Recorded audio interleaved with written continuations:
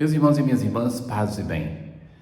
Nós, depois de termos ouvido ontem do profeta Isaías aquilo que Deus considerava em relação à prática de jejum do povo de Israel, hoje o discurso continua sobre uma lei fundamental do Antigo Testamento, que é aquela lei do sábado, aonde Deus também nesse aspecto vai buscar conduzir o seu povo a uma prática não legalista, mas uma prática de fato que seja de conversão do coração, do mais profundo, que é a habitação de Deus. É ali no nosso interior que Deus vai, se nós deixarmos, produzindo a conversão, a mudança da nossa vida. E para mostrar que no ato da conversão é Deus que age primeiro, hoje nós temos no Evangelho a vocação de um homem que era considerado um pecador público, o evangelista Mateus, Levi. É ele que é escolhido por Deus, por Jesus, de modo gratuito, e depois ele dá uma resposta de conversão. É assim o amor de Deus que motiva a nossa conversão nesse tempo de Quaresma. Na antífona de hoje, atendei-nos, Senhor, na vossa misericórdia. Olhai-nos, ó Deus, com toda a vossa bondade. É a misericórdia que está no centro do nosso caminho de conversão proposto para este dia. Assim fala o Senhor: se destruíres teus instrumentos de opressão e deixares os hábitos autoritários e a linguagem maldosa, e se acolheres de coração aberto o indigente e prestares todo socorro ao necessitado, nascerá nas trevas a tua luz, e tua vida obscura será como o meio-dia. Recordemos o contexto deste texto, que o povo de Israel está aborrecido com Deus. E vai dizer assim que nós praticamos tudo aquilo que Deus determina. Nós cumprimos os jejuns prescritos e mais do que isso. Obedece ao sábado, faz oração, e aonde está a resposta de Deus para os pedidos do povo de Israel? Então, primeiramente, Deus vai falar que quando o povo pratica o jejum, continua a praticar a injustiça, e que não é este o jejum que Deus quer. E hoje, em relação à lei do sábado, que está explícita no final da leitura, Deus começa dizendo que, olha, quando vocês tiverem gestos de misericórdia, de justiça, aí sim a vossa luz vai brilhar. O Senhor te conduzirá sempre e saciará a tua sede na aridez da vida, e renovará o vigor do teu corpo. Será como um jardim bem regado, uma fonte de água viva. O caminho de conversão faz com que a vida da pessoa seja transformada. Não é que a palavra de Deus promete, sobretudo no Evangelho, Jesus é muito claro, que ao termos uma vida de união com Ele, vamos ter uma vida fácil. Mas o saborear a presença do Senhor faz com que até os momentos mais difíceis da nossa vida, da nossa existência, sejam vividos de um modo sereno. Não é assim que aconteceu com Jesus? Carregando uma cruz, sofrendo por nós, mas tinha consciência de que Deus, o Pai, não o abandonava. Se não puseres o pé fora de casa no sábado, ora, então aqui vem claramente a questão do sábado. Nem tratares de negócios, porque já quando jejuava, Deus vai dizer: naquele dia vocês jejuam e praticam a justiça, saem para contratar, para negociar.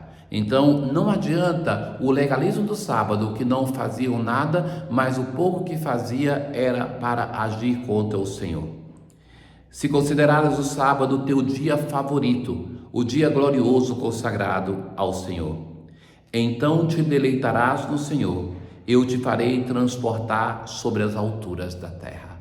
O sábado para nós é o domingo, o dia do Senhor, que deve ser vivido não com o legalismo de quem não faz nada, mas não vai, por exemplo, para santificar esse dia na liturgia. Cuidado, meus irmãos, porque nós queremos muitas vezes viver o legalismo do mandamento sem viver o espírito da lei, que é um caminho sincero de conversão.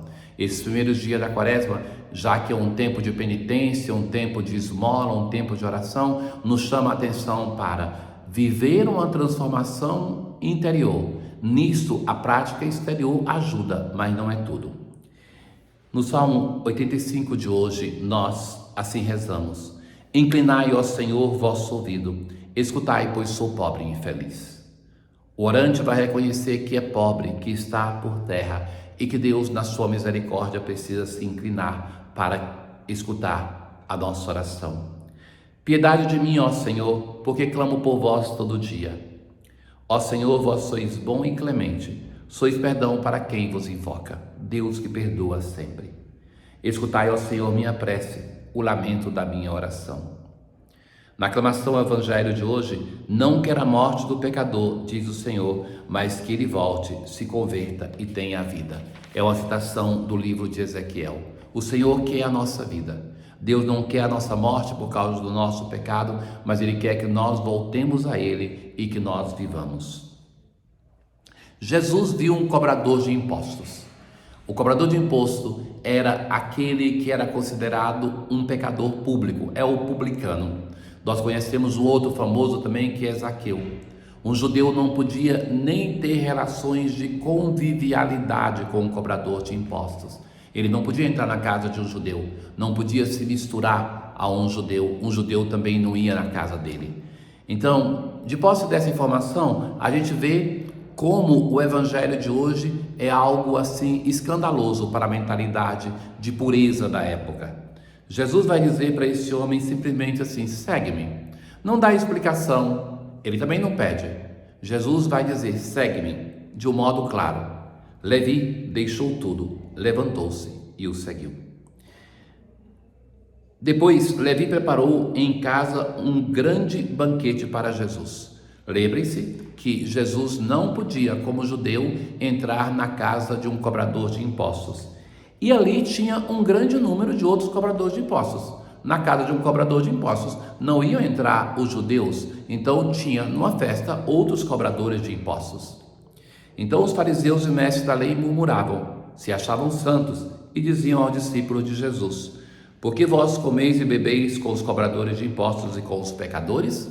Então o problema não são os discípulos de Jesus, é o próprio Jesus que está ali. A crítica que eles estão fazendo é para com Jesus.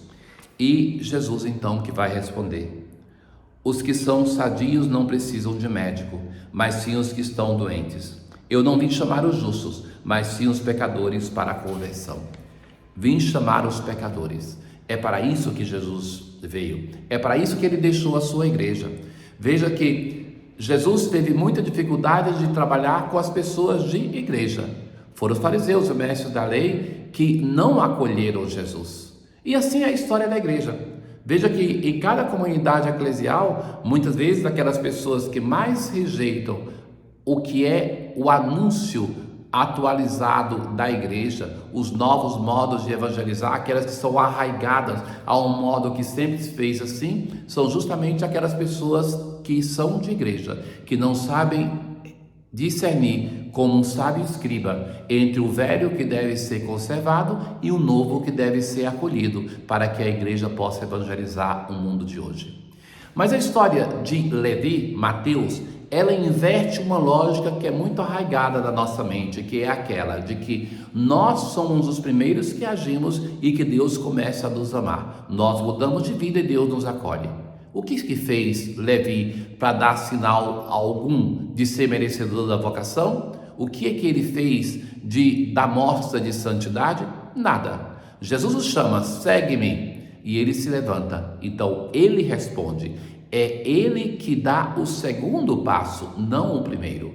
O primeiro passo não é baseado na santidade de Levi, Mateus, mas é baseado na gratuidade, na misericórdia de Jesus, de Deus. Assim é o nosso Deus. É Ele que age primeiro e que fundamenta o nosso caminho de conversão, que somos chamados a percorrer nesse tempo de Quaresma. Ó Deus eterno e todo-poderoso, olhai com bondade a nossa fraqueza e estendei para proteger-nos a vossa mão poderosa. Assim, nós vamos fazer o nosso caminho de conversão nessa Quaresma. Não percamos nenhum dia nesse nosso caminho rumo à Páscoa da ressurreição.